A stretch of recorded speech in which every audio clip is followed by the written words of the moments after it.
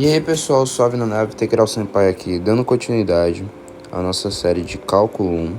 Agora a gente vai ver estudo de variações de funções. Em que, nesse tópico aqui, a gente vai trabalhar alguns teoreminhas novos, tá? Que vai nos facilitar observar variações de valores da minha função, certo? Bom, você vai entender quando a gente for trabalhando ao longo do tópico. E o primeiro tópico, a qual vai ser discutido isso, é o estudo de variação das funções, começando com o teorema do valor médio. Você pode ver com essa sigla que é TVM, né, que é a abreviação para teorema do valor médio. Bom, e o que nos diz, o que enuncia esse teorema do valor médio? Esse teorema do valor médio, ele vai nos enunciar o quê? Que se dado uma certa função f, sendo ela contínua, eu vou falar assim, ó, dado uma função f contínua, dado uma função f contínua, em um dado intervalo,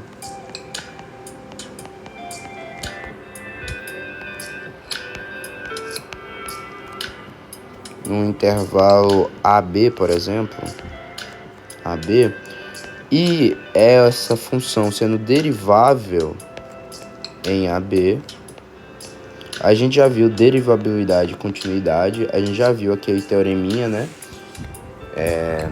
Que dada uma função contínua, a gente já viu o quê? Que dada uma função, sendo essa função derivável em dado ponto P, pertencente ao domínio da função, então f será contínua em P, né? Que toda função f derivável significa dizer que ela é contínua, mas nem toda função contínua é derivável, né?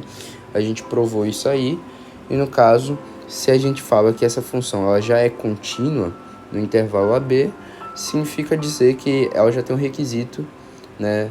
Ela teria, entre aspas, a consequência que se eu disser que ela é derivável, logo em seguida ela é contínua. Mas isso já nem precisou dizer, né? Então, beleza. Dada uma função f contínua no intervalo AB e derivável em AB, então existirá... Então existe mesmo. Então existe pelo menos um C. Esse C vai pertencer a esse intervalo AB, certo? Tal que f, a derivada, tal que você pegar f de b menos f de a sobre b menos a, que seria o coeficiente angular da reta secante a esses dois pontos, é igual a existir um C entre esses B e A, tal que a derivada de C, na verdade, seja exatamente o coeficiente angular dessa reta secante. Perfeito?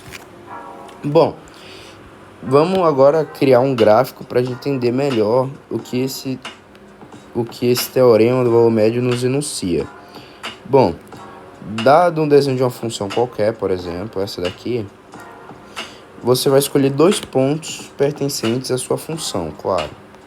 Eu vou escolher, no caso, os extremos, só por questão de desenho mesmo, aleatoriedade, porque a minha reta secante fica melhor aqui entre os extremos. E você vai traçar a sua reta secante. Reta secante é uma reta que toca em dois pontos da sua função. Aqui é a minha função f de x. O que acontece? Esses dois pontos eles vão ter ordenadas conhecidas. O ponto P, na verdade, nada mais vai ser do que o B, e aqui eu vou ter o f de B, então. B, então aqui é o f de B, essa altura. Aqui eu vou chamar de A, esse ponto M, e vai ter coordenadas A, logo vai ter um f de A, que é esse tamanho desse segmento. Nesse caso, f de A. Isso aqui é f de B, que é esse tamanho desse segmento, certo? E isso aqui é o ponto B. Ponto A, que é esse segmento daqui, B é todo esse segmento aqui. No caso, essa diferença seria o segmento B menos A, certo? E esse segmentozinho aqui é a altura de f de A. E esse daqui, f de B. Perfeito? Beleza. Entendido isso, o que o enunciado nos diz? Dado uma função f contínua no intervalo, ou seja, essa função é contínua em todo intervalo pertencente a B, o que significa dizer que qualquer pontos que eu tome aqui na minha função, o f vai ser igual o cálculo da minha função, do limite da minha função, dentro desse intervalo, o limite estendendo a um ponto P qualquer é igual a f de P, né? É uma propriedade de uma função contínua.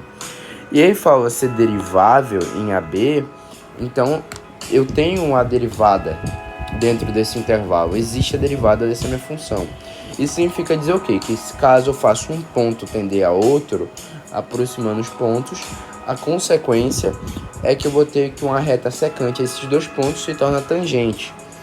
Então, ele fala o quê? Que existe pelo menos um C entre esse intervalo AB.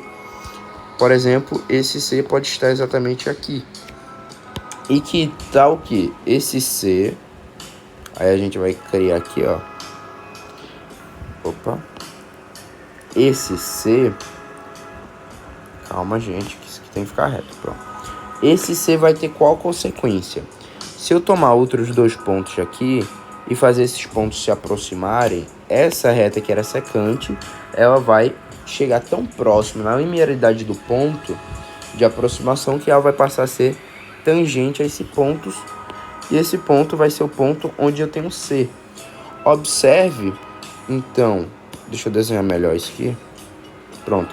Observe, então, que ela é uma reta tangente ao ponto C. Aqui você vai ter o f de C. Então, o que significa essa reta tangente? Que o coeficiente angular dessa reta tangente... Calma aí. O coeficiente angular dessa reta tangente nada mais é do que a tangente trigonométrica do ângulo. Ou seja, a coeficiente angular da reta tangente, que é a tangente trigonométrica do ângulo, nada mais é do que a derivada no ponto C, que é onde a derivada está acontecendo. Perfeito? Bom, tangente trigonométrica é o coeficiente angular da reta tangente. O coeficiente angular da reta tangente seria o quê? A diferença entre alturas, certo? A diferença entre as alturas e os deslocamentos na horizontal. Nesse caso, o que ele nos diz? Ele está nos dizendo que essa derivada de C, que seria o coeficiente angular de sua reta tangente, nada mais é do que o coeficiente angular dessa outra reta secante, em que envolve f de A e f de B. Ou seja, essa retinha aqui ela é paralela, certo? Quando você estuda geometria analítica, você sabe que uma reta, dizer que uma reta é paralela a outra significa dizer que essas retas elas envolvem uma constante K, em que há uma proporção entre elas, certo? Então, essa reta ela ser paralela a outra significa dizer que por ter esse paralelismo, o tamanho dessas retas vão ser o mesmo, né? A reta é infinita, eu posso esticar ela o quanto eu quiser. Ou seja, se é do mesmo tamanho da outra, observe que o coeficiente angular de ambas vão ser iguais. E como consequência disso, então a derivada de C é igual a f de B menos f de A, certo? Que seria essa diferença de alturas aqui, sobre B menos A. Então é exatamente isso que o teorema do valor médio nos enuncia, certo? Que seria basicamente, de forma resumida, isso daqui. Ou seja, pessoal, o que acontece? É basicamente isso, né? Então, isso aqui facilita a nossa vida em alguns pontos, porque a gente vai poder utilizar isso aqui, sendo que, por enquanto, só vai ter esse teorema mesmo aqui. A gente não tem uma aplicação, por enquanto, para ele, mas vocês vão ver que mais para frente ele vai usar esse teorema, inclusive em integral. Bom, há uma outra interpretação para isso, que seria que se essa função, o eixo x, na verdade, eu enunciasse uma função de posição do movimento de uma partícula, o f de b menos f de a sobre b menos a nada mais é do que a velocidade média desse ponto, entre o instante igual a A e t igual a B. Então, isso enunciaria o quê? Que existe algum tempo entre A e B em que a minha velocidade instantânea, que é da reta tangente da derivada, é igual à da velocidade média, certo? Em um tempo distante muito pequeno. Bom, seria basicamente isso, tá? Então, é isso aqui o teorema do valor médio e bora pro próximo vídeo.